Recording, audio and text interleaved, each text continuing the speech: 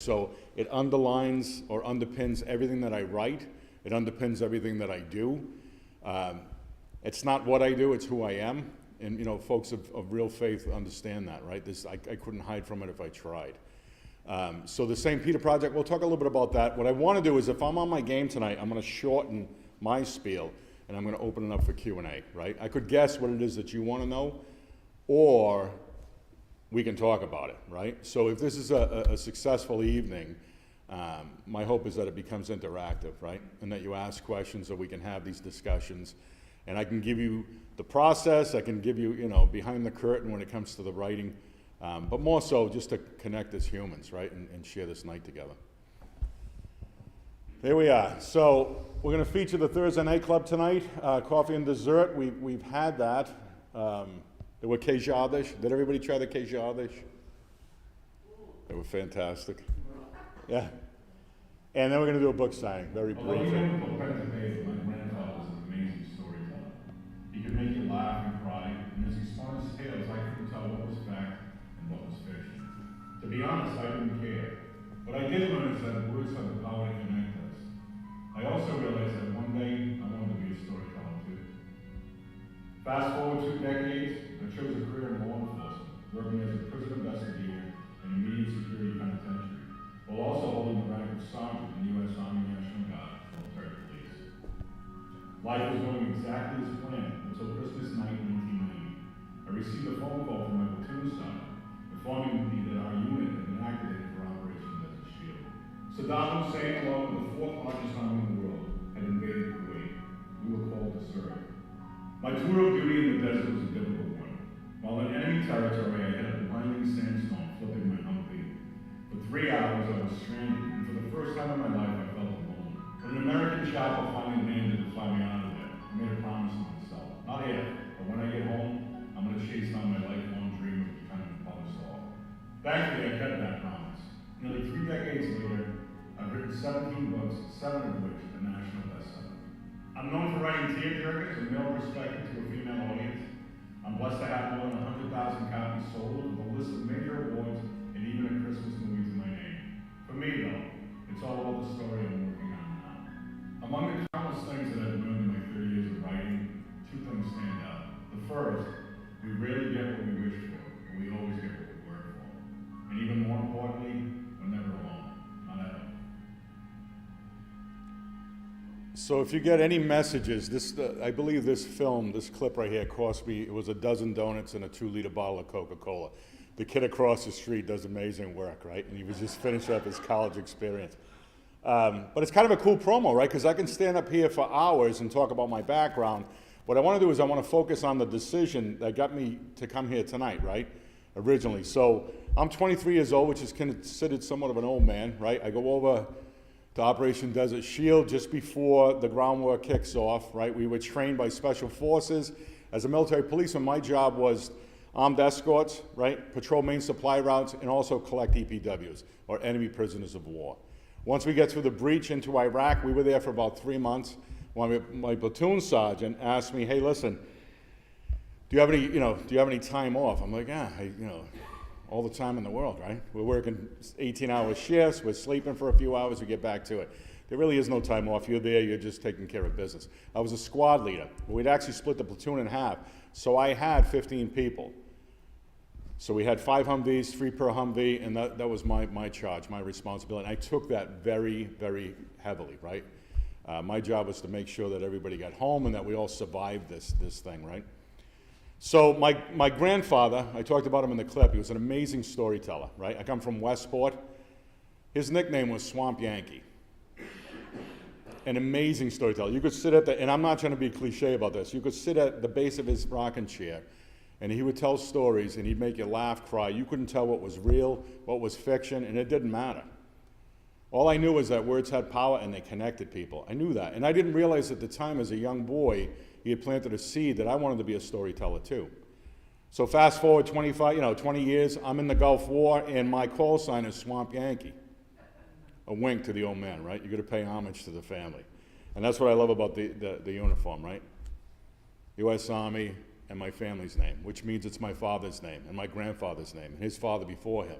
So I have great respect for that, and I've taught my children to have the same, right? So, platoon sergeant says to me, hey, listen, knee's acting up. I got to go to an evac hospital in Saudi Arabia. Can you give me a ride? Now, an evac hospital is basically an inflated hospital, right, where you almost strip down to get into this thing. They inflate it. It's somewhat sanitary, but they didn't have them in southern Iraq. And we were out at night hunting for Iraqis. They were still coming out. We were, capturing them, and they were looking, whoever was left was looking for us as well. I get in the vehicle. I tell my people, listen, we're going to be back in 2 days. I'm going to take him into Saudi Arabia. We're going to do the overnight thing, and then we'll be right back, right? So we're talking maybe 60 miles from the Saudi border. I get on it, and I'm doing about 60 miles an hour, which is pretty heavy in a Humvee. If you look at the desert, it looks flat. It looks like a straight plane. It's not. I mean, there's a concave to it, and you got all this that's going on, right? The Allied forces had actually cut the roads into the shape of a snake. The reason for that is if there's an air raid, the Iraqis can't do what they call plinking. They can't take out an entire convoy in one run, right? Like a strafing type run. So they cut them in the shape of a snake. So I'm moving along. I'm doing about 60 miles an hour. I'm wearing my flak vest on my seat. So I took my flak vest off, my bulletproof vest, and I have it on my seat because I got a better chance of hitting an anti-personnel mine and blowing off my backside, right? Helmet's off. I got a Prick 77 radio with a whip antenna, which has about a 60-mile distance for communications. I am very confident and I'm very well trained. I know all the call signs, I know the frequencies. If we get into trouble, I can get us out of it, right? But again, we're moving from enemy territory down south. I just need to get into Saudi before the sun goes down. Here's where my life changes.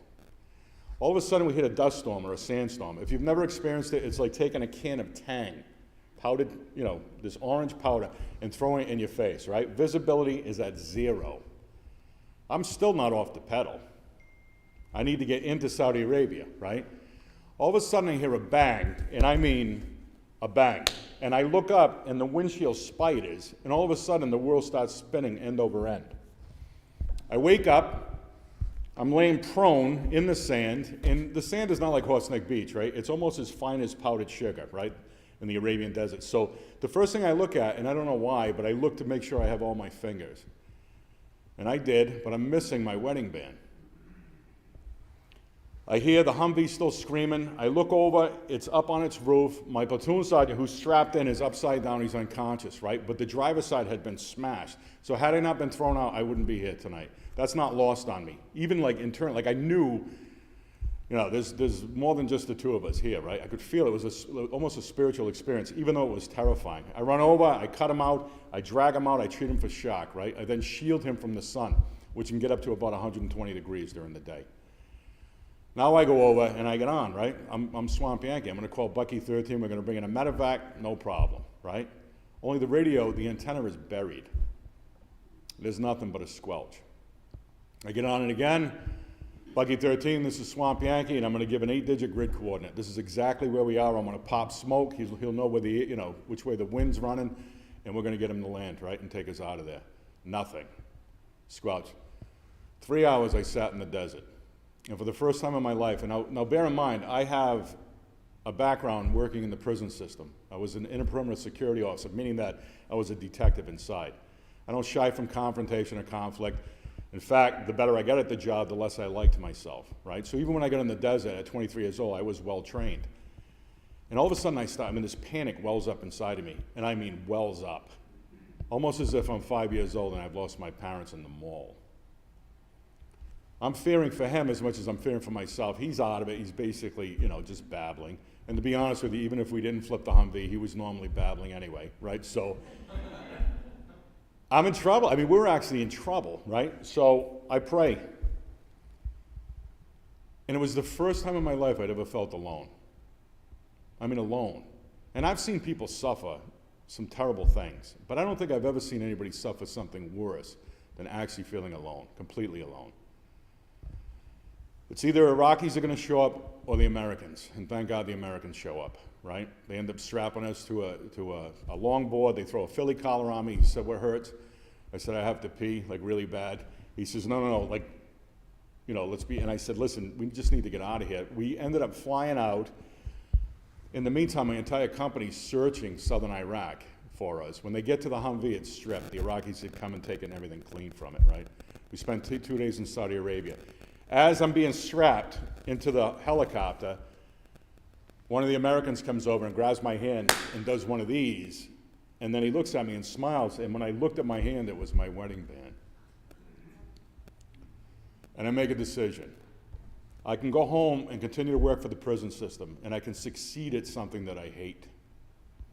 Or I can take a chance at 23 years old and commit myself to an occupation where the rejection rate is 97%.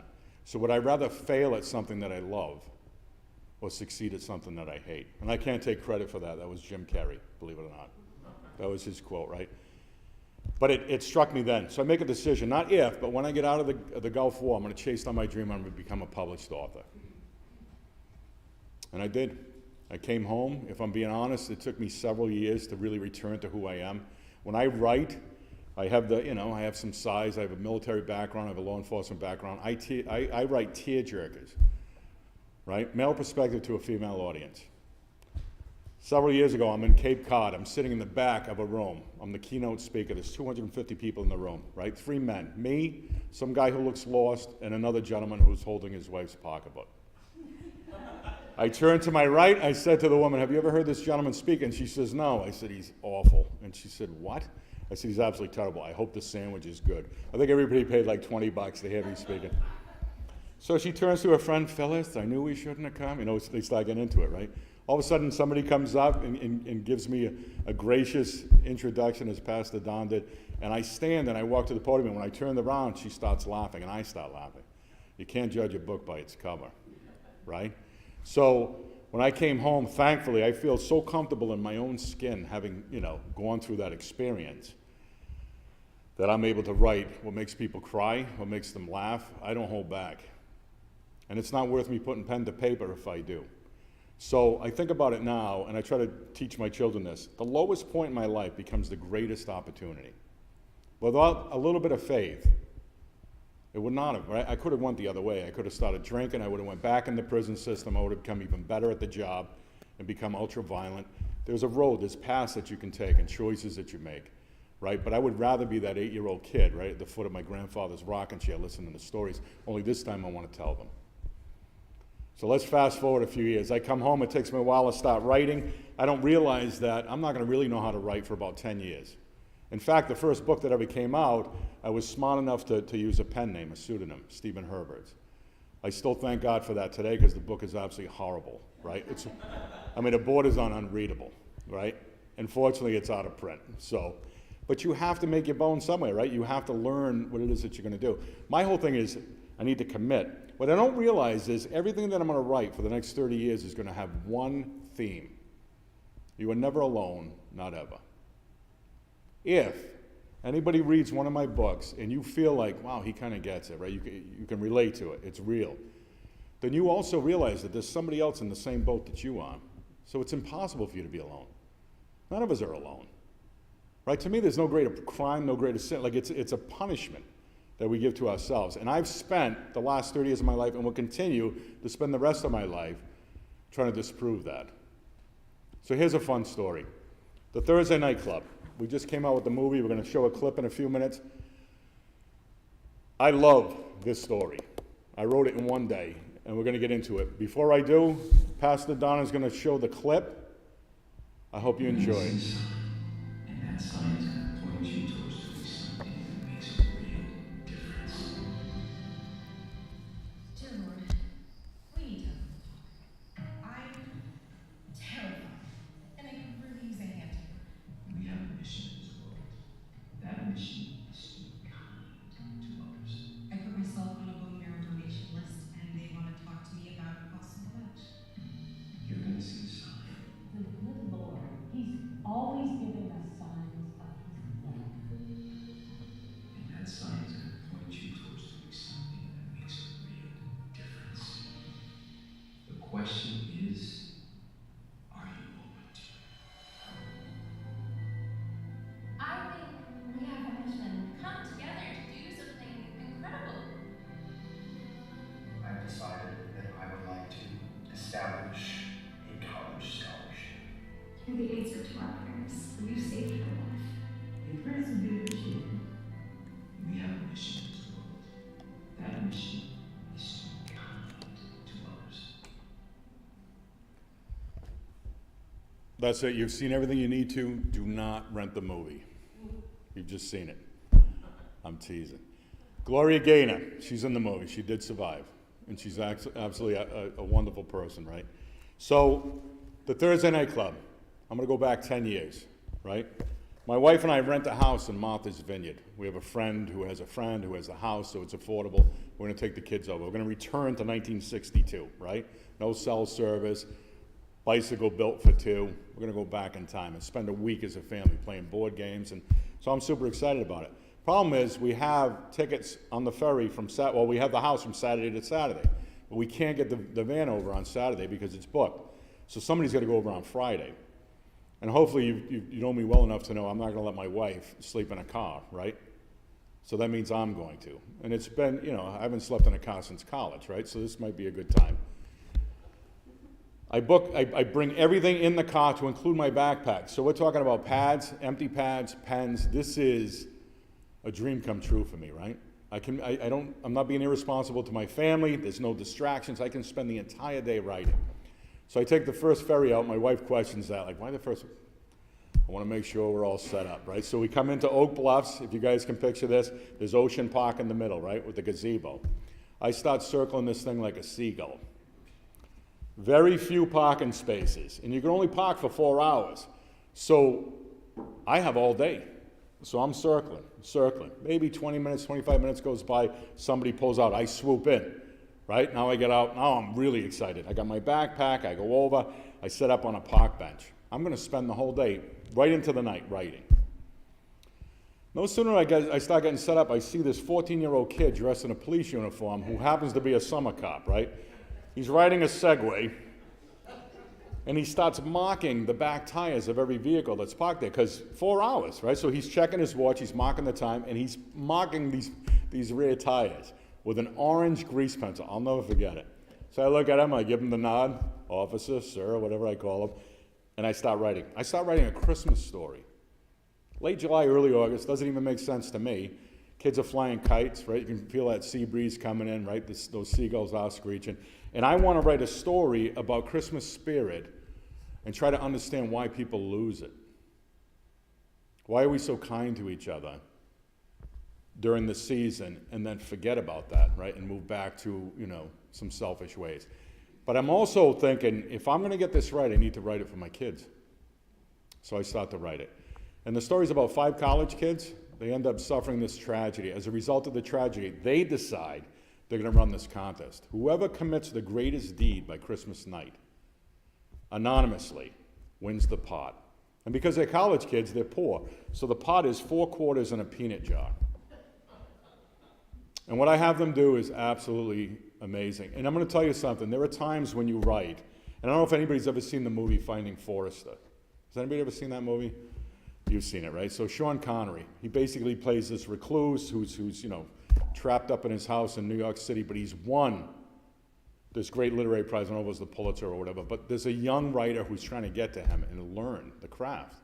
And it is a craft. At one point in the movie, Sean Connery says to the kid, "What are you doing?" And the kid's at, one of those old, typewriters, and he says, "I'm thinking." And, well, that's your problem. Don't think, write. Just hammer on the keys. When I sat at Ocean Park, I'm going to tell you right now, it was just almost like it was being given to me, right? It was almost true. I won't say almost. It was a spiritual experience, which was then broken up by my 14-year-old friend who came down in his Segway, right? But fortunately, I had taken a break to go get a drink. I had wiped the grease pencil off the back tire, got my drink, got a snack, came back, set up camp again. He comes in on his Segway. He's ticketing the cars that have the orange markings. He's then marking the rear tires with green. 2 hours goes by, I wipe that off. We go to purple. I'm thinking if I can get through 4 of these, I might be able to finish this story in one day. And I did. And I called my wife and I said, "I think I got it right." And she said, "How do you know?" Because there are times where you'll write something and you're like, "I'm not sure." Like for me, it feels good, but I'm not sure other people, And I said, because I think it's the right lesson for the kids. And I'm not trying to be hokey by saying that. This felt like something I could really share with my children. And it was about them putting somebody before themselves, right? My grandfather, Swamp Yankee, right? If you dig somebody out of their troubles, you'll always find a place to bury your own. I come back from the Gulf War in tough shape. Physically, I was fine, but I was having problems. I started volunteering at the Rose Hawthorne Home in Fall River, and I was near people that were near the end, and they were much more joyful than I was, and I was trying to figure that out. And then from there, we've done multiple, charities, and it's so important to give back, but it's, kids don't listen, right? They watch. So if I'm not gonna do it, I don't expect my kids to do it. So fast forward 5 years, so the book comes out, the book does well, it's a perennial release, so every year people pick it up, they read it, they love it. There's 2 other stories in here, one of them's called The Tinfoil Manger. I wrote for my mom. When she was very young, she asked my meme if she could put a manger under the Christmas tree so Jesus knew that he was welcome in their home. And they do it every year.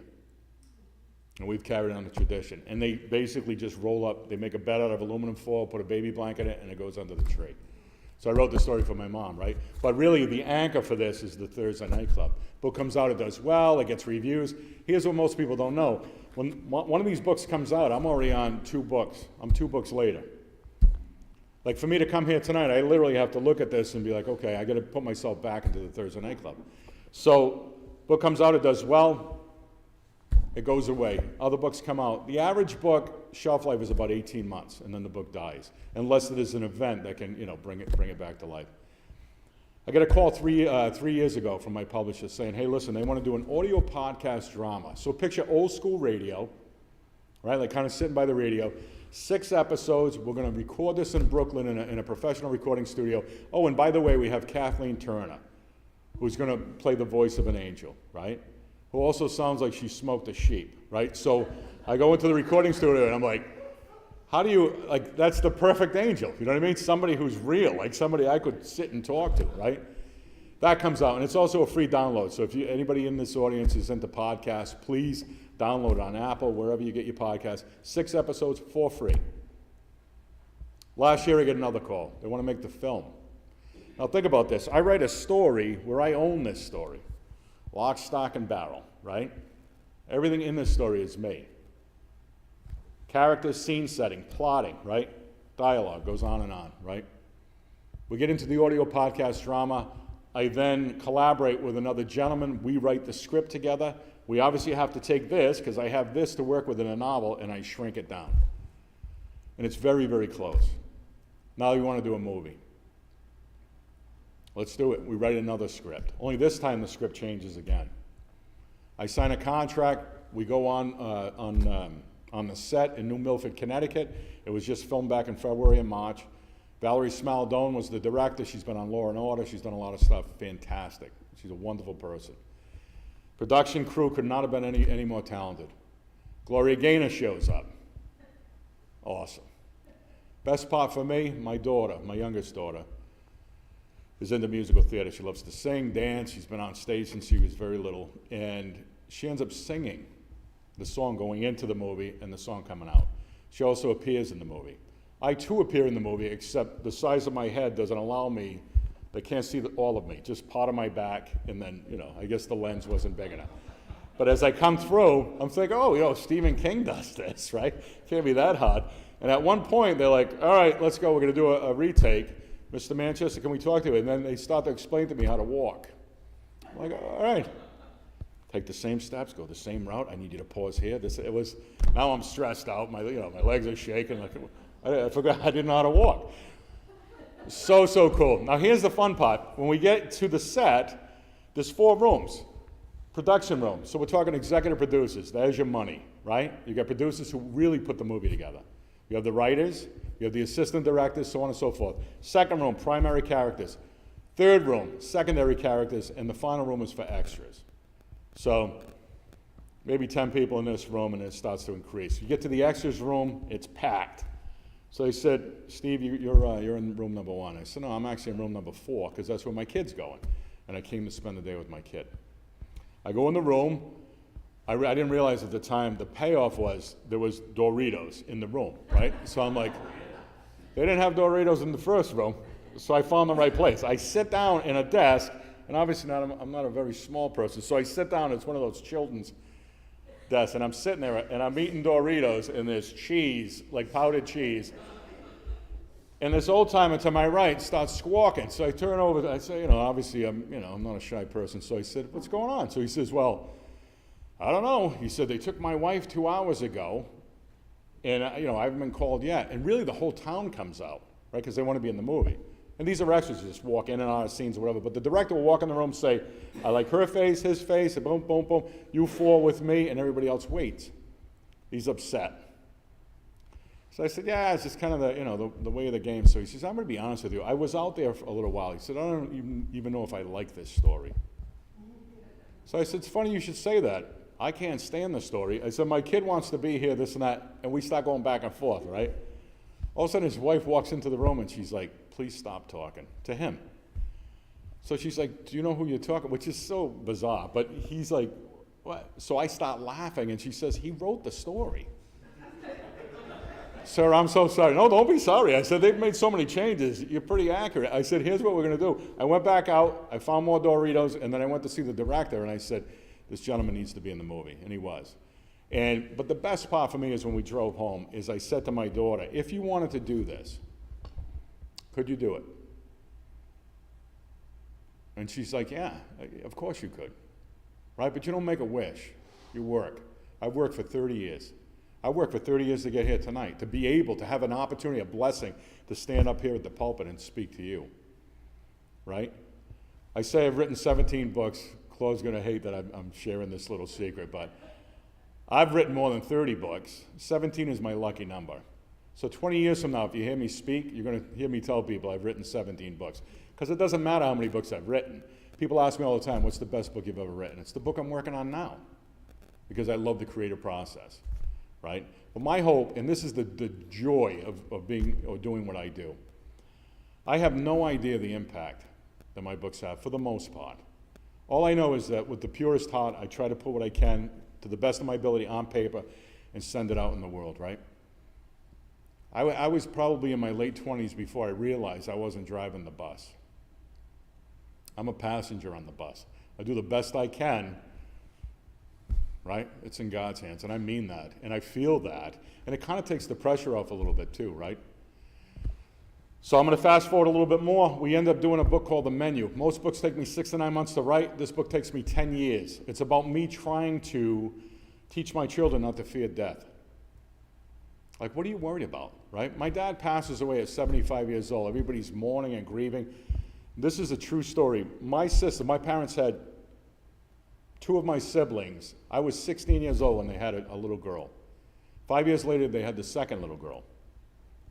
Same parents, you know what I mean? Like now all of a sudden I'm an uncle / brother / driver, and I adore these girls, right? Now they start having children. My sister, 4 years ago, was pregnant with her son Lucas. My dad's sick. My dad says to her, I'm not going anywhere until he's born. The baby's born at 11 o'clock at night. My dad passes at 5 in the morning. For me, connecting and knowing that when I sit down and write, and I started to write this book called The Menu, I actually felt closer to my father when I wrote this book than I did when he was alive, which is kind of a strange thing, but I think he's here tonight. I know he's here tonight.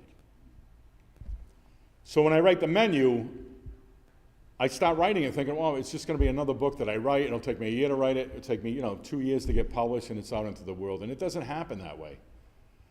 We ended up having a friend whose son was tragically killed on the Bristol bike path. And I could have got the book published, and I waited and waited, and I didn't know why I waited. And my friend Claude, who's with us tonight, who's been a blessing, in my world. And I remember confiding in him and saying, I don't understand. It just doesn't. I think this might be the best book I've ever written, and yet it doesn't feel like it's done. And the kid ends up passing away, and I go see the parents, and we end up putting this kid in the book. And some of the things that I add in the book, his grandfather later calls me and says, you have no idea what you wrote. Because his grandfather had worked in this park where the kid appears in the book. The uncle had said this, there were all these connections that I'm just writing fiction, right? So it just makes me grin thinking, of course I'm not alone. Never. I'm never alone. So the menu ends up becoming adopted by hospice in southeastern New England. We end up doing some amazing stuff with their volunteers and caregivers. And again, my father passes away, everybody's grieving, the baby's born, everybody's celebrating and bringing balloons, and I'm thinking, why isn't it the opposite? He spent 75 years. The things he did, we should be celebrating that, right? So just trying to change my children's perspective. Hey, listen, you don't worry about coming in. Don't worry about leaving. And if you have any faith, trust that it's not the end of it. You know what I mean? Like, we're all going to be together. We're all connected. Like, tonight, I don't know how many books I've already signed where we're all connected always, right? You're never alone, not ever. It's not my job to preach. It's not. But I write from my heart, right? And I tell my truths, and those truths bleed through. The last thing I want to talk about, and then we'll open up for Q&A, because that, again, is where the sweet spot is. I was commissioned by a gentleman in Mobile, Alabama, to write a historical biographical novel on St. Peter. We started talking in the beginning. This was probably one of the toughest decisions I've ever made in my life. Do I think I have the skill set? I do. I've been at this for 30 years. I've won multiple awards. I've achieved all these things. You know, good for me. Who cares? When I sit down, I need to get this right. Meaning, and this is me negotiating with this gentleman, right? I will write the book. We are not changing a word of Scripture. If it's in the gospel, it does not change. Done. Come on down to Mobile. So I go down there. This guy owns half of Mobile, Alabama. We end up in 500 acres of camping in the forest. I've never met him in my life, but I'm thinking, now I'm back in Iraq, right? I hop up into his pick-em-up truck, and we head into the woods. We get to the cabin. We're in a hunting cabin, which we're going to spend a week in. I walk into the cabin. There was like maybe 10, 15 deer heads up on the wall. Bless you. I explained to him, listen, my people know I'm down here. If anything happens, it's going to happen to me first, but eventually, you know what I mean? It's going to happen to you too. And probably the strangest connection you ever saw in your life, he wasn't used to being spoken to the way that I spoke to him. He also opened my eyes to certain things. Like the North and the South, that rivalry is still alive and well, right? I can attest to that. But his intentions are pure, and he loves St. Peter. You know, the guy's a fisherman. Can we write the arc, the evolution of a man that was a fisherman and a heavy-handed, burly fisherman, right, who evolves into St. Peter, right, the founder of the early Christian church. So the only way I can do this is if I dive into the Bible, and I do. And then we start studying antiquated maps. I've been in Judea and Galilee for the last 12 months, right? We're just finishing up the book now. The book is now going to go to theologians, biblical scholars. There's a gentleman in Baylor University who's going to second source it. And Claude can attest to this because he's basically the head of my beta team, which is people that keep me honest. The timeline was everything. If I wasn't able to tell you exactly where they went and when, then it wasn't for me to tell that story. So painstaking detail, painstaking, right? And I just had to get that right. And if you think about this, and we'll get more into it during the Q&A, but if you look at a bullseye, in the center of that bullseye is the gospel, the Scripture. That is the foundation. Nobody's ever going to retell that story. It's the greatest story ever told. But he wants this from Peter's perspective, not Jesus. So for 3.5 years, as that ministry, and they walked all over the land and committed these great miracles, how did Peter react? What did he say? What did he think? Right? What was his fellowship with his brother Andrew, his best friend John, John's brother James? And then as I start to put this together, I'm thinking, wow, this really is the greatest story ever told, right? But the timeline has to be accurate. Has anybody in here seen The Chosen? So this gentleman, Dallas Jenkins, ends up building, I don't know if it's Capernaum or it's a town or a village in Judea in Texas. And when you look at that set, you think, oh my God. You know what I mean? So you got Jesus, the apostles, Mary and Mary Magdalene, and it goes on, right? The problem with the show was they took creative license to the point where, just to condense the timeline, we're going to bring Mary Magdalene, we're going to put her at the wedding at Cana. So here's me, and was she at the wedding at Cana? And if you read the Gospels, right? I mean, obviously Luke was, He was an investigator, right? He went and interviewed everybody, and it's probably the most chronological of the 4 Gospels. But if you read the other 3, there's a puzzle there when you look at timeline, if you're really trying to put it together and then kind of make them lock in, you know? I thought, at first, I'm like, who is he, right, to take creative license like this? And then I realized he had the same intention that we have for this book. When I'm done with this book, the book will be 90,000 words. 90,000 words on a road sign pointing to the Bible. If you like the story, if you're related to the story, go read the Bible. And as long as I kept it that pure, then I could actually live with myself, right? But we'll see. Because when it's all said and done, I don't want to get to the gates and get batted in the back of the head, right? I really don't. Obviously, I could go on forever. I know we do have some time tonight. I want to open it up for Q&A. I'm sure Claude's going to get us going on some of the projects as well. So feel free to ask me whatever it is that you want. We can talk about process. We can talk about whatever you want to talk about. Please speak in the microphone when you ask your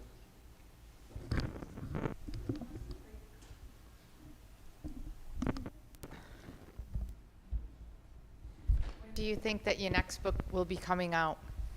So this is a little bit different. Great question. So we're still working on a tentative title. It has to be vetted by, you know, some people who are much smarter than I am and much smarter than he is. Once we get done with that, it's going to be packaged up. It'll probably go to an agent in New York, and then it really depends on, you know, how he wants to pump it out. I will say this is a man of great resources, right? And he is committed to seeing this thing become a success, right? Right now, we're debating, and this may hold up the whole project, so it's a timely question, but when you get to the point where Jesus is crucified, right? John's there, Mary Magdalene's there.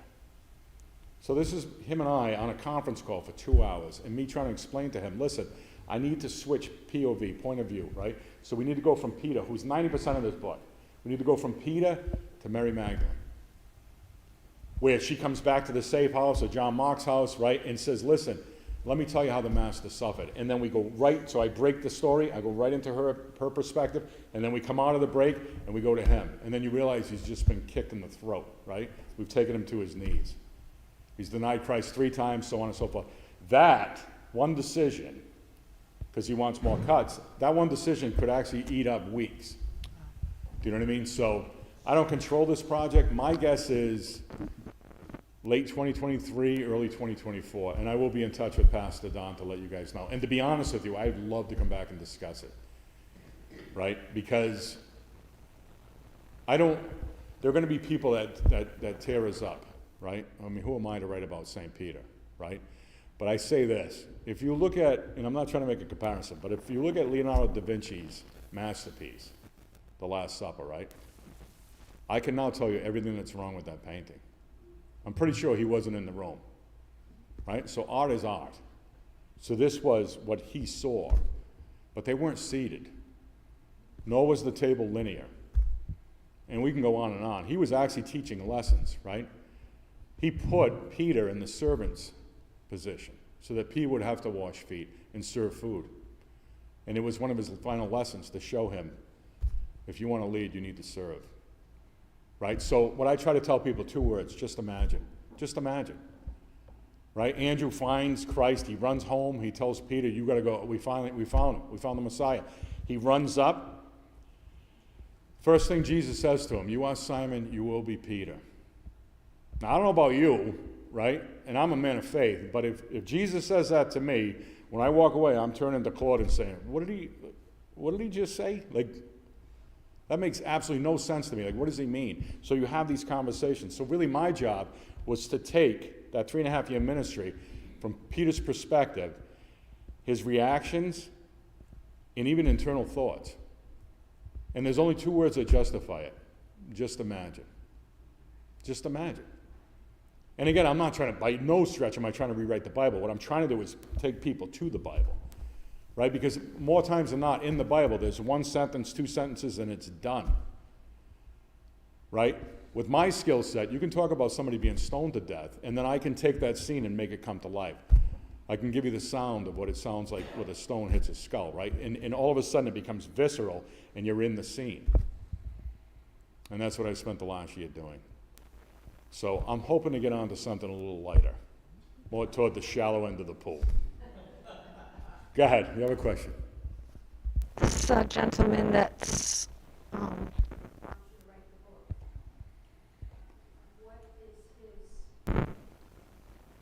why does he specifically want you to write about St. Peter? I don't even know why you call him saint. He's not called saint in the scripture. Right. But what is his obsession with Peter? Yeah, he's called saint on the cover, which is why I'm referring to him as saint, but you're absolutely right, right? In the Bible, Jesus calls him Simon 33 times, or 30 times. He calls him Peter 30 times. Every time Simon messes up, he calls him Simon. Every time he does something right, he calls him Peter. And that's the arc. That's the, transformation. This man, I truly believe, has the right intentions in his heart. He wants to leave a legacy to his children, his grandchildren. He's had great success in multiple businesses, and now he wants to do something where he can leave it and say that I had a hand in this, and it was the right thing to do. And his intentions are also, go read the Bible, go back to church, right? But let's take it, because people could say I'm a writer, I understand, mechanics, instruction, all that other stuff, right? I have to in order to do what I do. I really am a storyteller. So he went out looking for a master storyteller. He hired a theologian and fired him. He hired a biblical scholar and fired him. And then he went to my publisher, and my publisher said, this is the guy for you because he can tell a story. Right? So all I'm trying to do is, again, think about my grandfather in the rocking chair telling this story. There were times I went to church and didn't understand anything, and then I sat and listened to my grandfather explain it to me, and then take my faith and swell it up inside of me. Right? And that's all I'm trying to do. I'm trying to take the reader there. Right? And I've been very blessed to have a readership now and be able to share my faith in that way. Right? And Pastor Don hit it on the head. Right? Even though, whenever you flip one of the covers, right? In the acknowledgments, first and foremost, my Lord and Savior, Jesus Christ. Without him, or with him, all things are possible. And I've had people come, and I write commercial fiction. I don't write for the Christian audience for the most part. But people come to me, I say, well, that's my faith. I'm never going to try to recruit. Not my job. My job is to tell a story. And if I keep it that pure, and if Jerry keeps it that pure, then maybe, just maybe, we can make a difference. Is the story based on Peter as a man? Yes. Historical, biographical fiction. So think about this. Me looking at maps, me looking at all the historical documentation I can, to include Gregory the Great, right, in 881 AD. He ends up deeming Mary Magdalene to be a prostitute. Or I can tell you where some things actually flipped back and forth, right? I am never, ever going to have this man's knowledge, right, or this man's knowledge. But I needed to have the story, right? I needed to, if you think about even some of the greatest stories ever told, they're about fellowship. The origin of that fellowship are the apostles. And I didn't realize that until I started to really look at it, right? Lord of the Rings, The Hobbit, all this, that's the fellowship of the ring. It's them. It's them walking along on blind faith. And what I loved about Peter was, he didn't always get it. And he was very brass, and but to me he was real and relatable, right? But he had the faith of a child. And here's what most people, because you can say, well, the reason I was picked, no. He was chosen. He was the first to be chosen. Enough said, right? Even with Paul, who defers to him later and says, Christ chose him. Mm-hmm. We don't need to come up with a reason for that. And that, to me, is just the glory of the story, right? Only by the grace of God. Nothing that I can do is going to save me, right? It's just having that faith. And I think it's the most beautiful story ever told. I hope I answered your question. I think I ran around it a few times. That's what I do. Questions? When you head for the Holy Land, we talked about this. Yeah, we did. And you know what? You're right. Because, and Claude and I have talked a lot about it, right? So to be able to smell that, right? See the Sea of Galilee and feel that, right? I think, and he's, this guy Jerry's talking about it as well. For all I know, this book doesn't get published for 5 years. And I'm okay with that too. There's certain things you don't want to rush.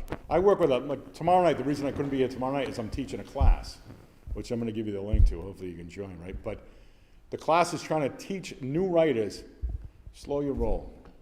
Once that book comes out, you need it to be, and again, there's no such thing as perfect, but you need to be as close to perfect as you can get it, because you don't get a second shot. It's like a first impression, right? You never get a second shot at a first impression. It's the same thing with a book. So for this guy, this is me, slow down, slow down. I think we have most of it. We're on the 10-yard line, but let's not punt, right? Let's get this right. So we'll see what happens. But yeah, the Holy Land does need to happen. Go ahead. Writing your book about Peter, delving into the Bible, delving into the history and the geography and all of that. Yeah. Was there something that shocked you that you thought you knew, and when you found it, it was totally opposite or totally different from what you thought? There were multiple things. So if you think about, this is the way we wrote it. So inside that bullseye is the scripture, it's the gospel, it's the Bible, the stories within the Bible. I'm not going to retell those stories. I'm not going to say Peter was somewhere that he wasn't, right? So you come out to the second layer. It's the history. So I need to set political context, right? Who were the high Pharisees and why were they hated? Why was Matthew hated so much? And he was hated, right? The Romans.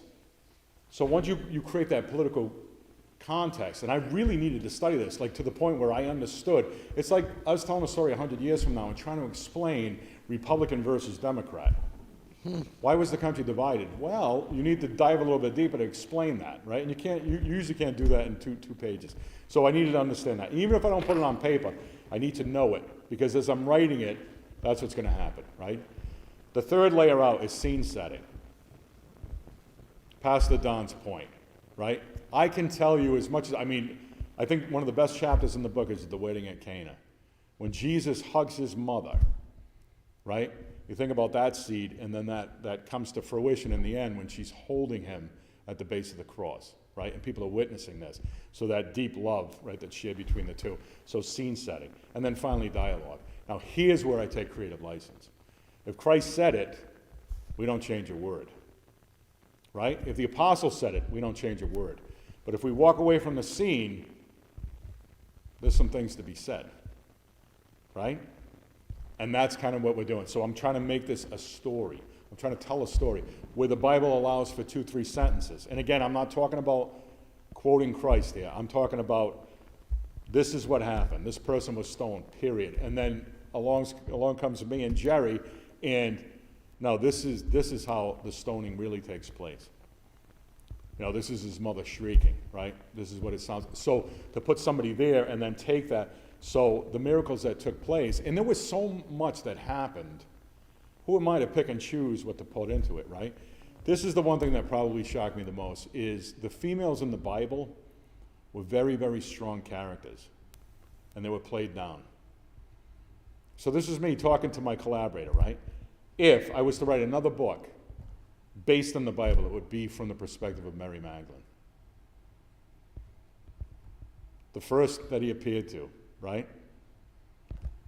She was with him to the very end. And I don't fault any of them, believe me. I mean, if, John, for whatever reason, was non-threatening, but had Peter been there was a good chance, he was going to, get crucified as well. So, but to understand that, James and John's mother, right, coming to the front of the convoy as they're walking and speaking to Christ at a time in history where women didn't speak to men, right?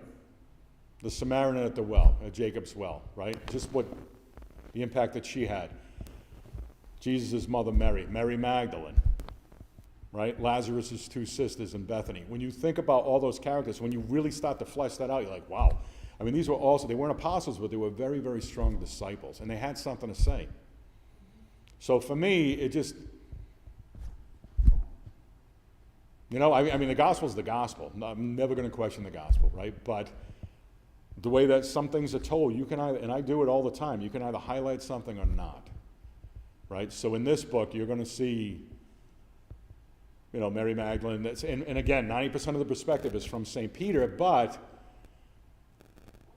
we're going to highlight some of that input, right? Here's another thing. The Bible says that Peter had a wife. Think about that. If you were writing this book, think about exploring that. They returned to Capernaum, the Sea of Galilee, multiple times. They returned to Bethany, by all accounts, right? Like when the paralytic was lowered down into Peter's house, Jesus was there, right? So she was also there, right? And I'm telling you right now, if my wife gives me permission to take off for 3.5 years, right? When I come home, I'm going to unload some of it, right? I'm going to share some of that, right? And again, she doesn't take that, but for storytelling purposes, he had a wife. So what did they eat? What did he wear? Sermon on the Mount, and I'll just give you one example of this book. They're at the Sermon on the Mount. Now, Peter is this self-ordained security, right? He's the head of security. Nobody's going to come near Jesus, right? And they start coming in, the masses. Sermon on the Mount. I actually have him in the story break one of his sandals. And he's distracted. And at one point he turns to John and said, "What did he say?" And John's like, "We'll tell you later."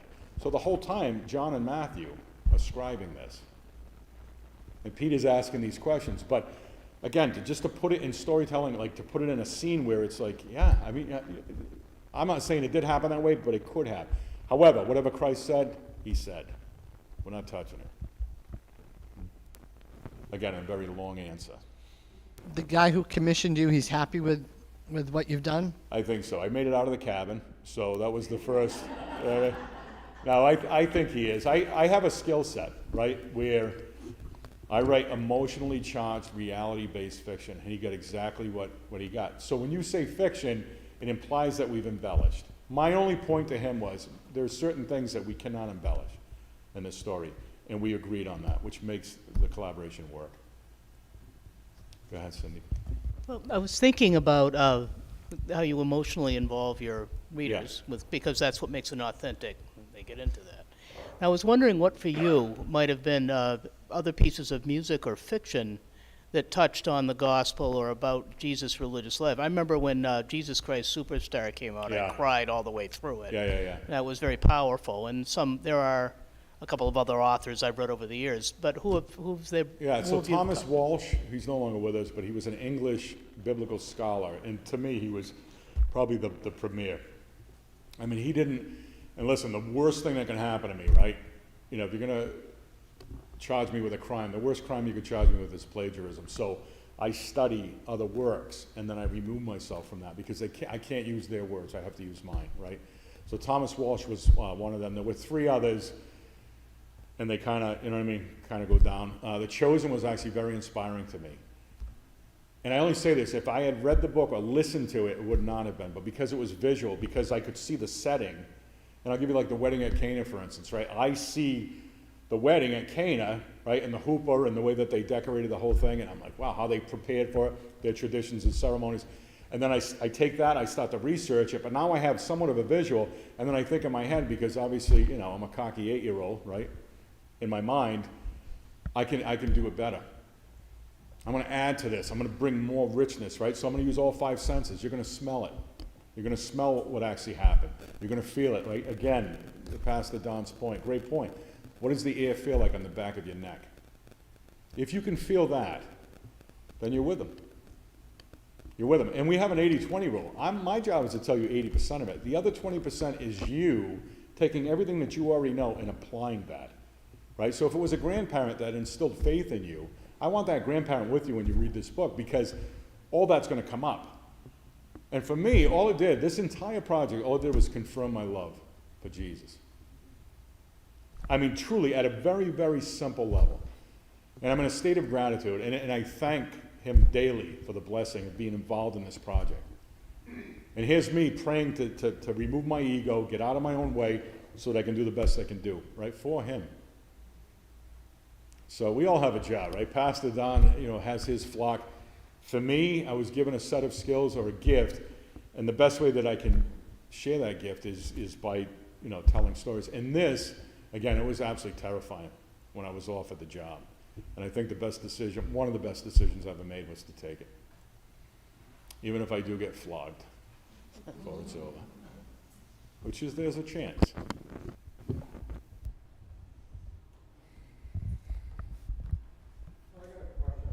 Shoot. You could look at yourself when you started, running for 130 years. Right. Let's say on 10 years mark, around the 20 mark, how did you feel yourself growing? Was it, you got more mature? Yeah, I have a voice, a style that is so unique now. If somebody in here has read one of my first books and then read the 17th book, you would know it was me who wrote it, right? Here's the difference, and this is what most people don't understand. The reason there's a 95 to 97% rejection rate in this industry is that people do not want to put the work in, right? So when I show up for the class tomorrow and I start giving the class and I say, listen, this may take you 10 years before you learn how to write your story. People don't want to hear that. I mean, that's terrifying, right? So for me, the first 10 years was just me practicing. My first book took almost 3.5 years to get published. I now look back and think, it was a blessing, but not the best book I ever wrote, right? But in the meantime, when I signed my first big contract, I had 5 manuscripts. And I went to a publisher in Stamford, Connecticut, who had been one of these big shots out in New York, right? And he retired, went into like semi-retirement. He came out, he opened up a boutique shop, and he started cultivating authors. And I went to him with a manuscript called The Rocking Chair. And of course, the protagonist in there is Grandpa John, who, wink, wink, is Swamp Yankee, right? So that character just bleeds, so there's nothing but love for this man. He says to me, I'm not here to publish one book. I said, well, good, I have 5 of them. We didn't edit those books. I rewrote them. And then what he did is he taught me the art of storyboard. So what used to take me 3 years to do, I can now do in 4 months. But the difference now is the first 15 minutes that I sit down to write, it is absolute torment. But once that train leaves the station, there's no happier place for me, right? I mean, the first thing I do with my wife when I finish a book is apologize, and then I take her for dinner, right? Because I've been living in 2 worlds at one time. So I'm going to tell you something. My first life, my real life, comes first. It does. It has to, right? My wife, my kids, they come first. But while everybody else is watching TV or doing what they do, I write. And it's evolved so much that I can write when I don't want to write. I have a friend who's a very famous artist, Brian Fox. He's renowned. And we laugh, so I'll go in his studio and he'll be painting, right, this oil painting. And I'll talk to him about process. And his process is no different from mine. He's layering. He's just layering. All right, let me get the base down, right? And then I'm going to come back in and I'm going to put a little more scene setting in. Do I want to use that many adjectives? We definitely don't want to use adverbs. And you start doing one of these, right? And then you layer in dialogue, and then you layer this. So I have my own process. Unless I get knocked in the head, you know what I mean? Like, I wouldn't say it's a repeatable process, but it's something that I feel very confident in, and I love it, man. I mean, it's a passion for me. Another quick question. Sure. When are you most productive? In the mornings, or 5 o'clock? Yeah, no, probably in the morning. Right, so I take the dog for a walk, because God knows nobody else will walk her, right? So I come back, I make sure all my stuff's done.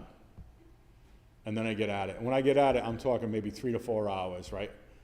I'll put a movie on that I've seen 7,000 times, which becomes white noise for me, so it drowns everything else out.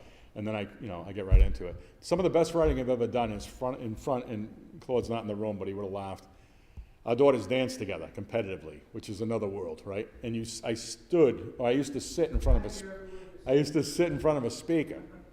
And people would try to talk to me, and the whole time I'm like this, because I have to laser focus on what it is that I'm doing, and then I can't hear anybody anyway, and it's not worth them trying to talk to me, right? So it's about being in it. You have to be in it. You have to surrender to it. Some people think that you can kind of skirt around it. You cannot. You need to commit to this. You need to dive in. And there's nothing more joyous for me to work with. When I say a young writer, I'm not talking about age. Somebody who just starts writing. Where I say lose yourself in it. Lose yourself in it. Give yourself some time and allot that time to get into it. It may take you a while to get going, but again, once that train starts moving, oh my goodness. No happier place for me. That's where there's no more stress, right? It's like right here. And if I'm feeling something, it's obviously cathartic for me as well, where I can work things out. The one thing I have to be very, very cognizant of is if we go out for dinner and we have a conversation, I will not betray that conversation and put it in a book. But if I'm sitting in a mall and you're having a conversation with Claude, game on. You know what I mean? I may use it. So But writers, they could tell you anything. Fiction, to me, is still somewhat reality-based. So you write what you know, who you know, where you've been. The worst thing I ever did, I wrote a book called The Rocketeer, again, at the foothills of the Rocky Mountains in Montana. I've never been to Montana. That's lunacy, right? Why would I write a story based in Montana? Now I have to research the climate, the vegetation, the wildlife, what the weather feels like, all of it. Even the dialect, they speak differently than we do. And then I realized, well, Stephen King's books are based in Maine. Why? He's from Maine. He doesn't have to think about setting. Nicholas Sparks, North Carolina. Every one of his books take place in North Carolina. Why would I put a book outside of Massachusetts, right?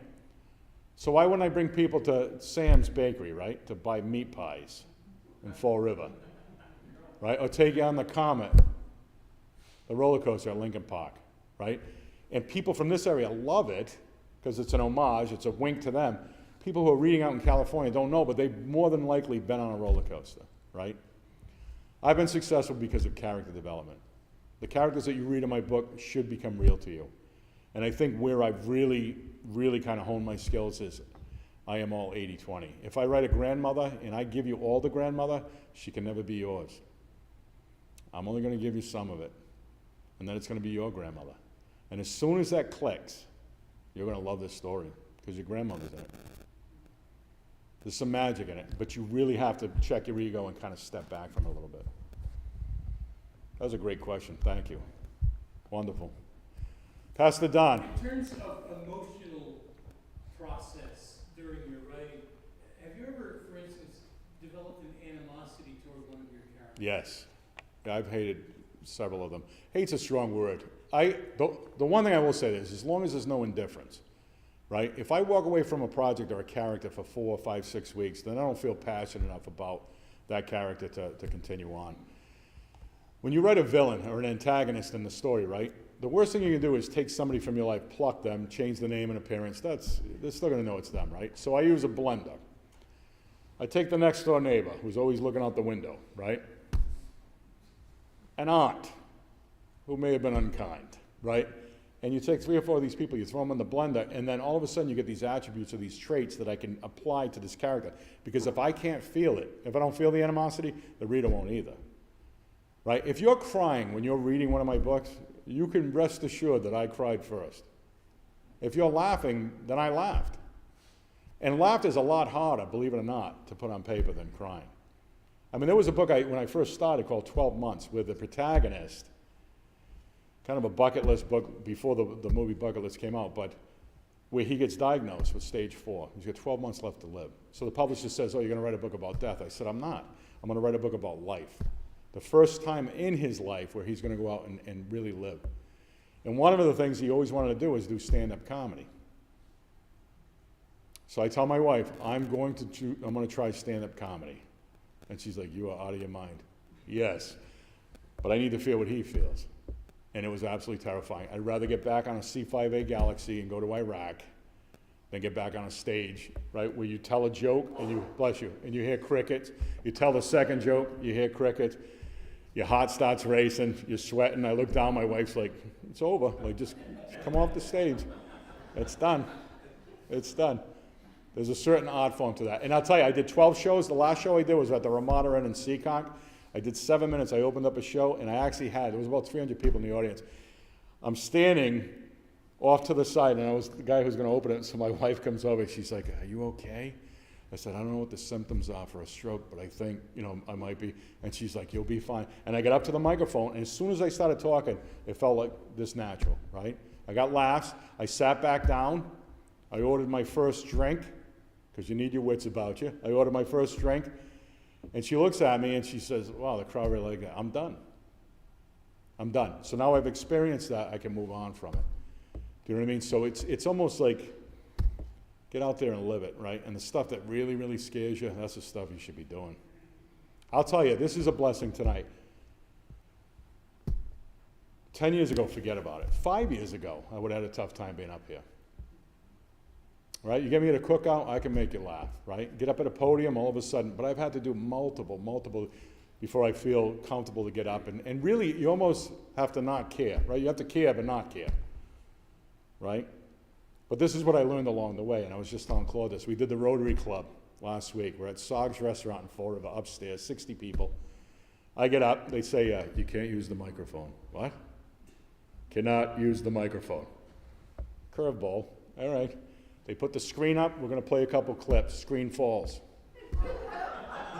Laptop, I look over, the hostess is holding the laptop sideways, got a microphone under the laptop, and the thing's like, and I'm like, just forget it, you know? But what happens is you mock time by, I'm gonna do the intro, and then I'm gonna do this, and then we're gonna play another clip, and then I'm gonna do this. And all that went out the window. And then I started looking at faces, and I started to have a conversation.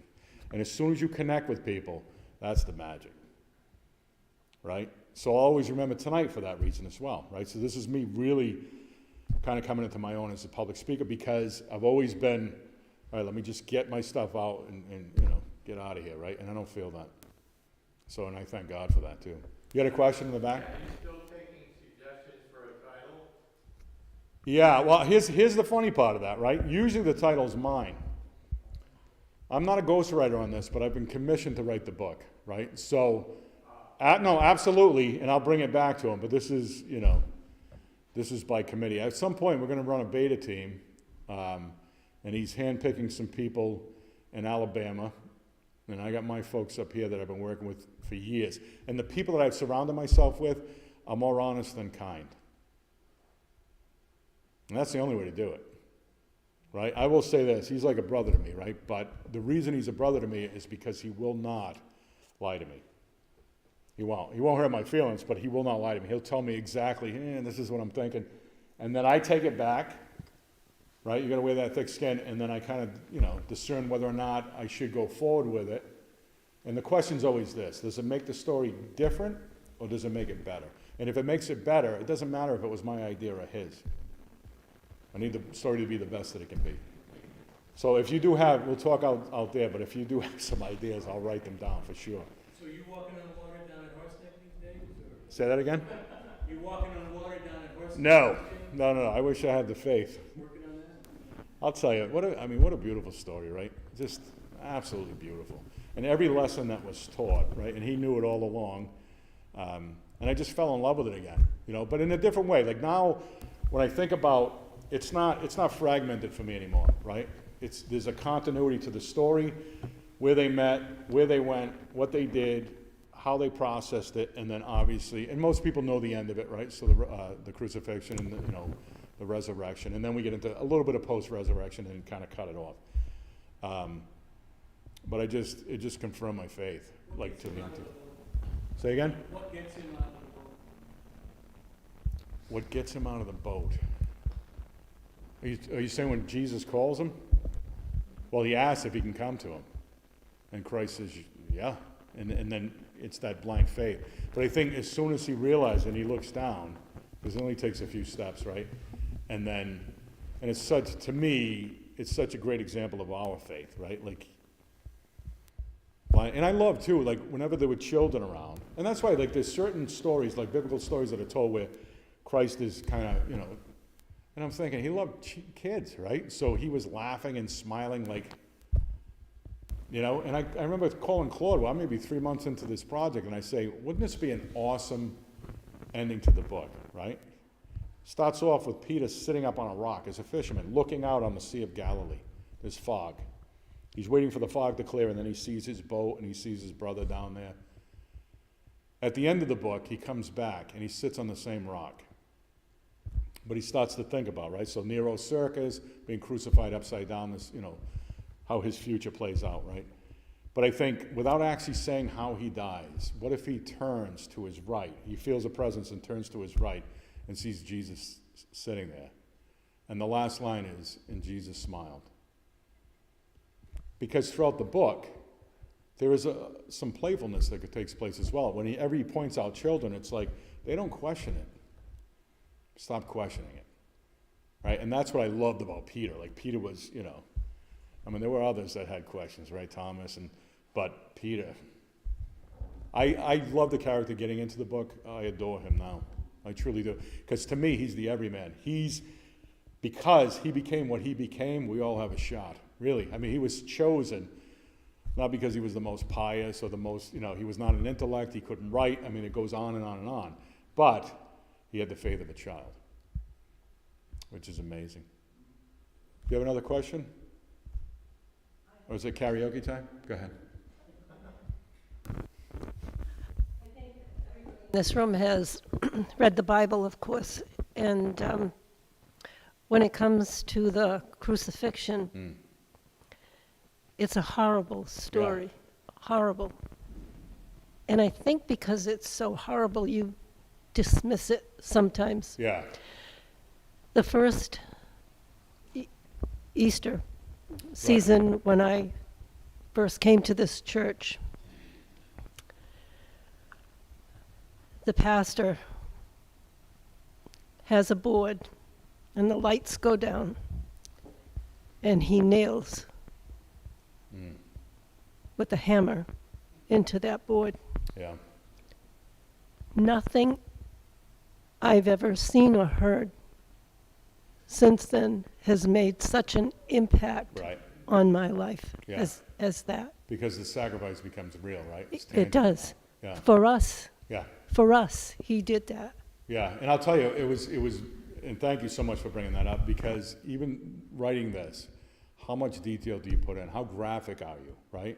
Because it's one of those things where you want to look away. You don't want to look at this, and you don't want to hear it, right? We've seen it on TV.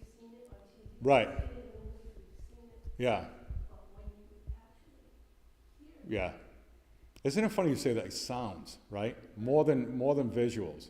Sounds, and this is, to give away a little bit of the book, but at one point, the last thing that Peter hears is that. He hears the nails go in, and he hears the screams, right?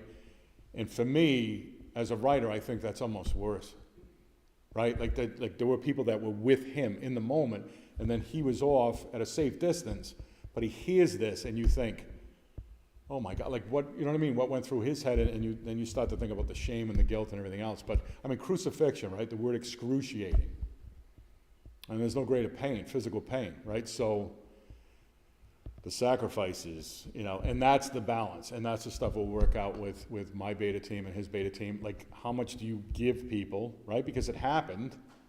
You don't want to look away from it. But you never want to give something where it's just adding sensation. It's because it's not sensationalized. I don't mean to use that word, but am I putting it in just to get this visceral reaction, or does it need to be there, right?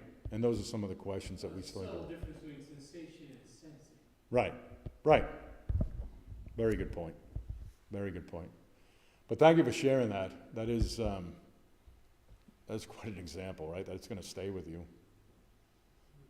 Yeah. Other questions, comments, concerns, complaints? We'll take them all.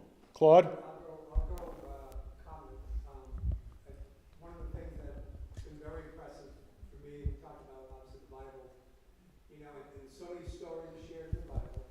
Am I not allowed to? It's for the protocol. It's for the street. It's being recorded, yeah.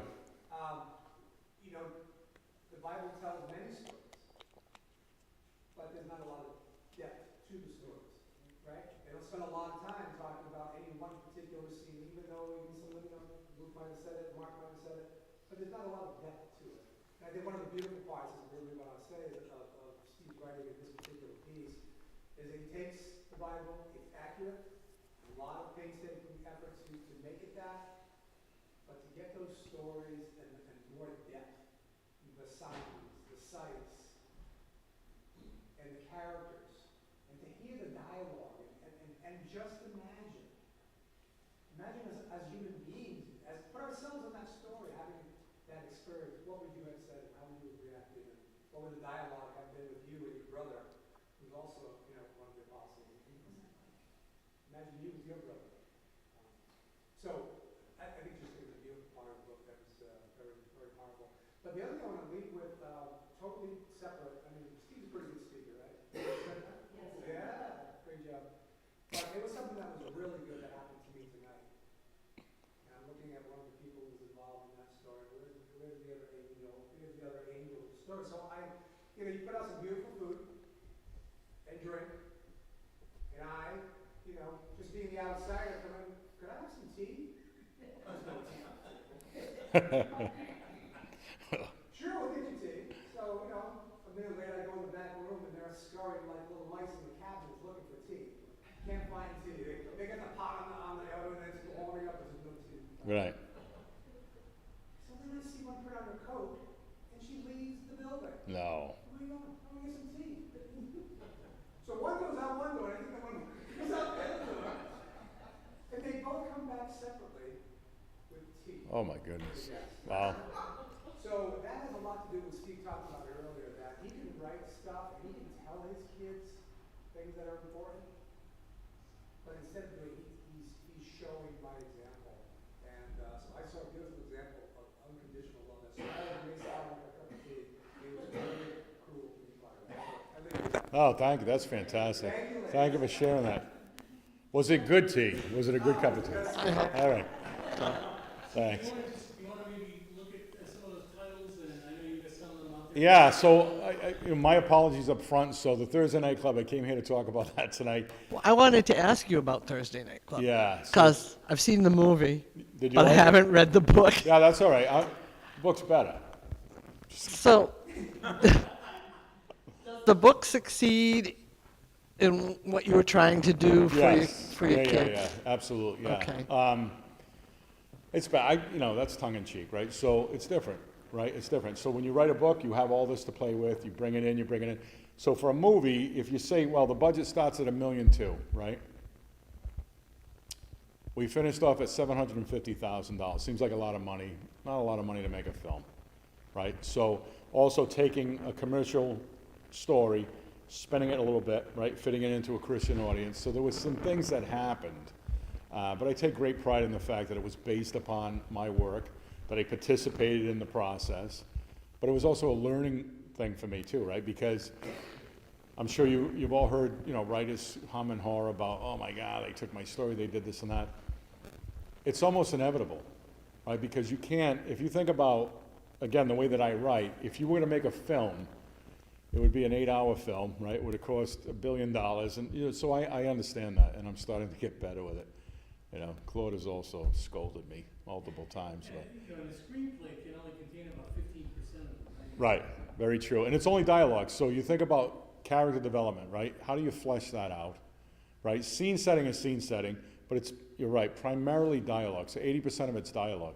So you need, without trying to be hokey and hit the audience over the head with a sledgehammer. See, here's my problem. When they change the movie, I take a lot of effort not to be preachy. So I have these messages that I want to give, right? But I want to do it in a subtle way where the reader comes to it. I don't need to crack you upside the head to tell you this is what I'm saying, right? With a movie, they almost have to do that. They have to come right out of the gate. And really, I love like almost old school writers where they build the story and then you have the climax, right? Today, what happens is a lot of writers will give you the climax up front and then start to give you the backstory, right? So for a movie like this, boom, they come right out of the gate and they're hitting you in the face with, this is what this movie's about, and this is what these kids need to do, right? So very, very different. Go ahead. So that is PureFlix? Yeah, so Sony PureFlix. Can you subscribe to You can, that? yeah. I think it's like $7 a month. I don't know if you can see this, right? But there's a free trial. Okay. So you can sign up for the free trial, you know what I mean? And you don't have to keep the trial. Okay, thank you. Just saying. 7 days. Yeah, you can watch a movie and then say, maybe this is not the streaming service for me. I don't, On the 7th day, you cancel the subscription. Right. We just hope PureFlix is not going to see this at any time. I just wanted to say that you are a phenomenal speaker. Thank you. You have not hemmed and hawed. You have. Does your brain ever rest? I got to tell you, first of all, thank you very much for the compliment. I'm flattered, right? It's a curse as much as it's a blessing, right? So people all the time, I've seen writers panic with it, like, I don't know what's coming next, right? I'm thinking, how can I buy more time? Right? I'll be in the shower and I'm showering, all of a sudden something will hit me like, oh my God, I gotta get this down. So for me, once I commit to a plot or to an idea for a story, I know the next 6 to 9 months of my life is gone. I'm committed, that's where I'm gonna be, But I'm happiest when I'm busy, right? I'm happiest when I'm, and my friends and my family, they'll poke fun at me, and I'll get done with a book, especially my kids, my boys, who are older now. I think I'm gonna take a rest, I'm gonna take a break, we're gonna go do this and that, and they'll start laughing. And I'll rest for about 2 or 3 weeks, and then I wanna pull my hair out, like, oh, no, no, no. No, the idle hands thing, there's something to that. I have, out of my 4 children, I have another kid just like that. Idle hands is not, or an idle mind as well, right? I have to keep it. I do, but I use a CPAP machine and I fill the reservoir with vodka. I'm just kidding. That's a joke. I know this is being recorded. Yeah, thanks. Thank you, sir. Thank you so much.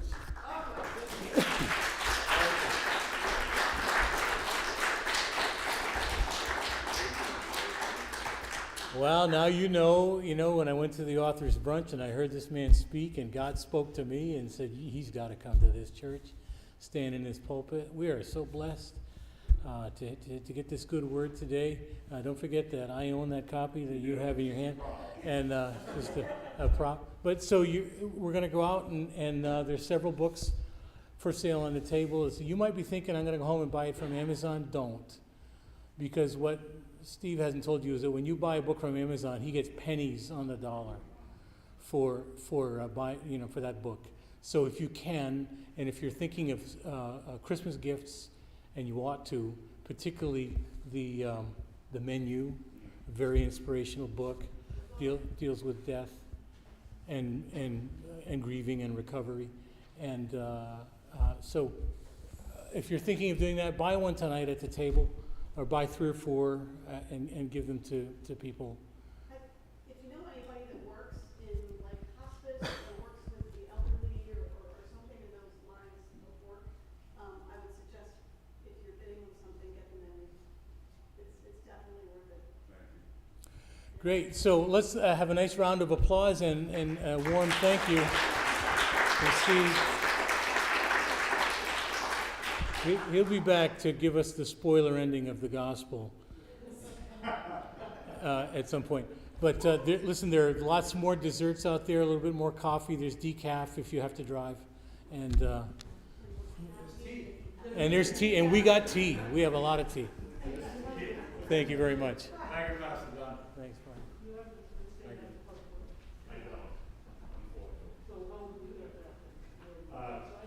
Yeah, you can go to the website.